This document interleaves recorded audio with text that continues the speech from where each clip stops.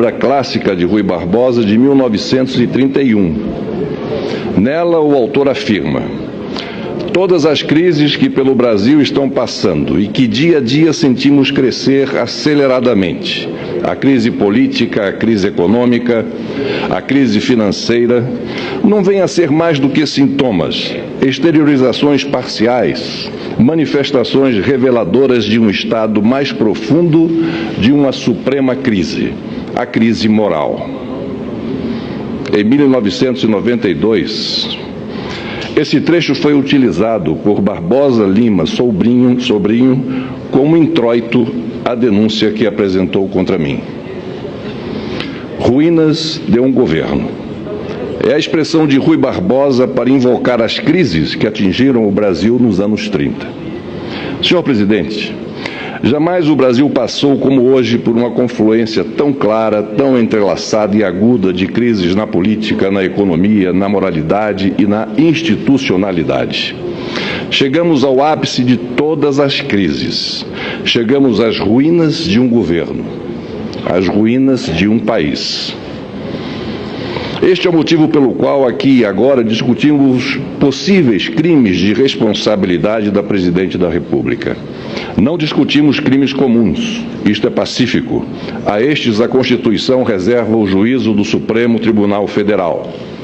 Ao Senado da República cabem a pronúncia e o julgamento quanto aos crimes de responsabilidade. Esta é uma diferenciação importante. Aqui julga-se responsabilidade. Em 1992, em processo análogo, bastaram menos de 4 meses entre a apresentação da denúncia até a decisão de renunciar no dia do último julgamento. No atual processo, já se foram mais de 8 meses. A depender do resultado de hoje, mais 6 meses são previstos até o julgamento final. O rito é o mesmo, mas o ritmo e o rigor não. Basta lembrar, entre a chegada no Senado da autorização da Câmara até meu afastamento provisório, transcorreram 48 horas.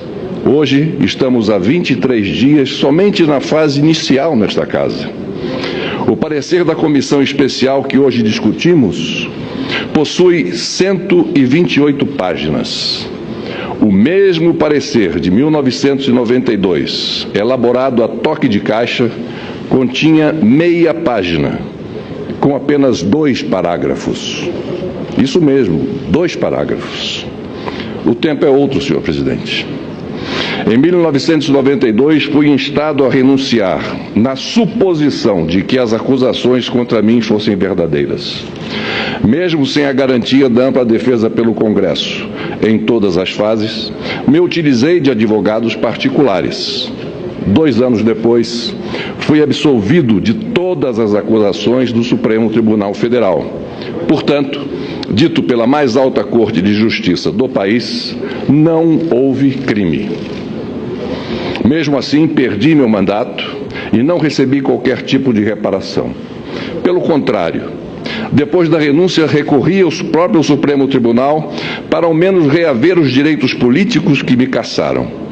Mesmo se tratando de matéria eminentemente constitucional, direitos políticos, alheia ao mérito do impeachment, o Supremo negou o mandado de segurança sob a alegação de que não cabia à Corte se pronunciar sobre decisão do Senado, ainda que tomada após minha renúncia. À época dessa apreciação, o ministro Paulo Brossard chegou a ser interpelado pelo ministro Moreira Alves. Este chamou atenção para a incoerência do voto de Brossard, já que em seu livro sobre impeachment, o ministro defendia a impossibilidade do julgamento após a renúncia e, em seu voto, se manifestava de forma inversa.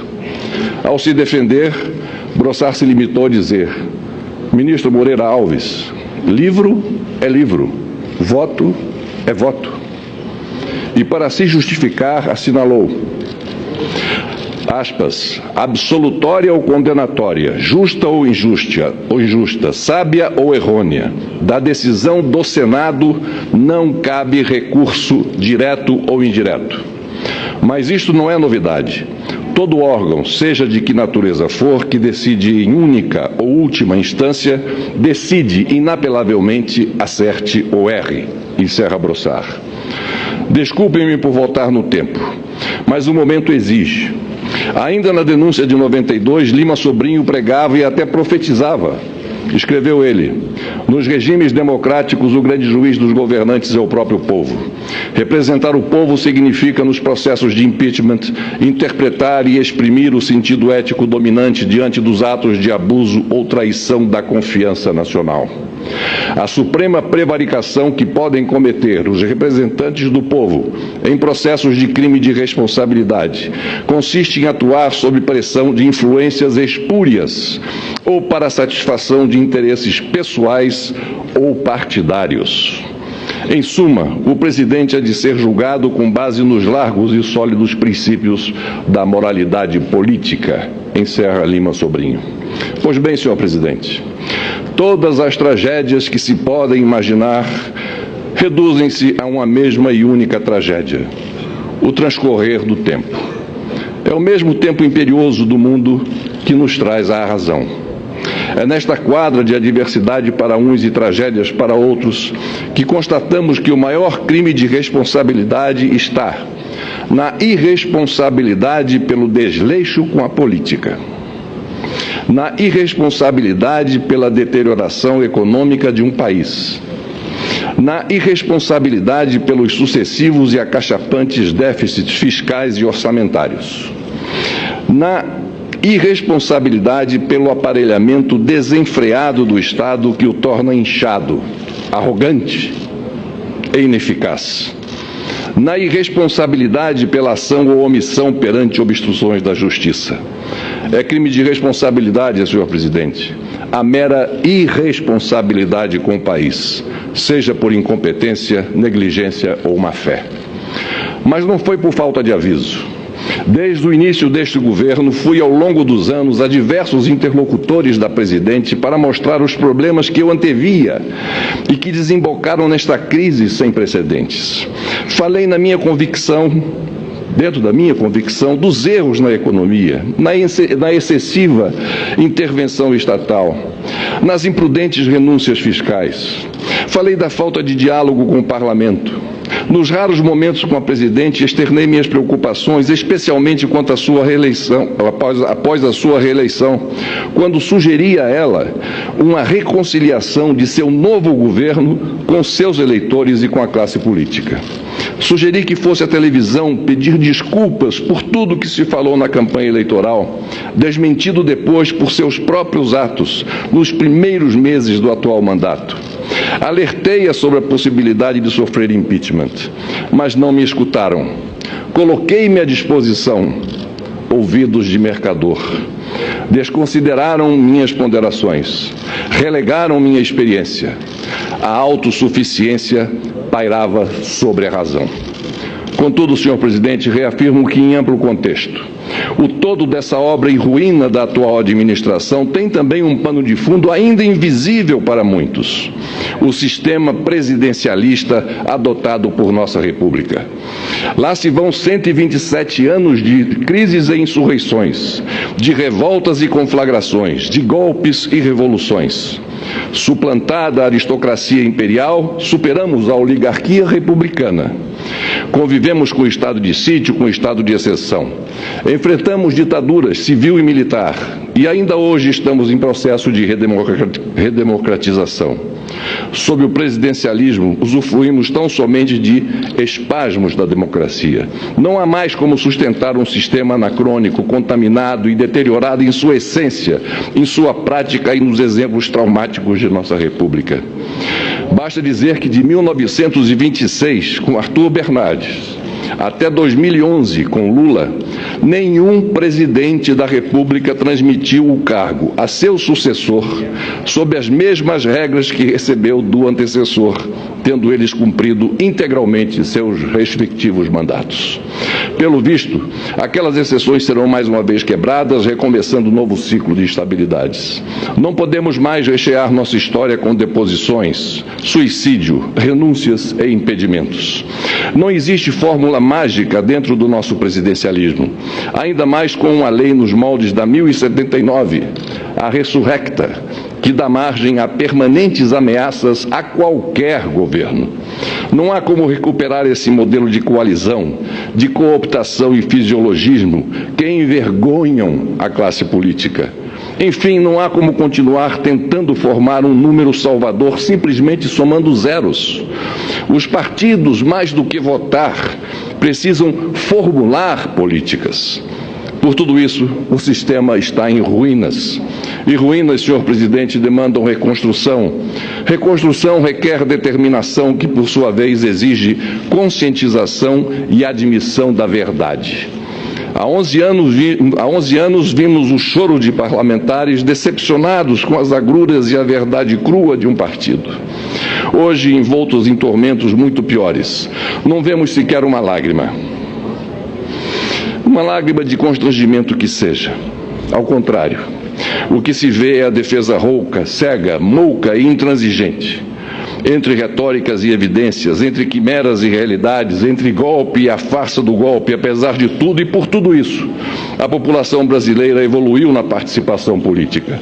Mas admitamos, senhoras e senhores senadores, regredimos no agir da política. Reafirmo, uma nova política precisa se estabelecer, seja qual for o resultado de hoje. Precisamos virar esta página, repensar e instituir a política pela qual a sociedade clama. O atual processo de impeachment nada mais é do que a tentativa de, a partir do passado, aplainar o presente para decantar o futuro.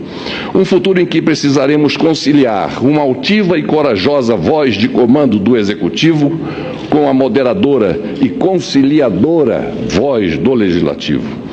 Para concluir, reproduzo o trecho do livro Collor Presidente, do historiador Marco Antônio Villa, que está prestes a lançá-lo. Novamente peço a compreensão por retornar ao 92.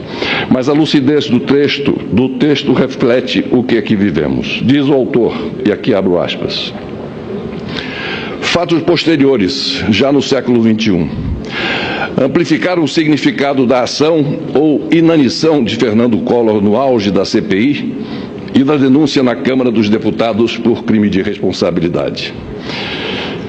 Ele respeitou as solicitações dos parlamentares, encaminhou através do Banco Central e da Receita Federal toda a documentação solicitada, cumpriu as determinações legais, não coagiu o Supremo Tribunal Federal e respeitou a Constituição.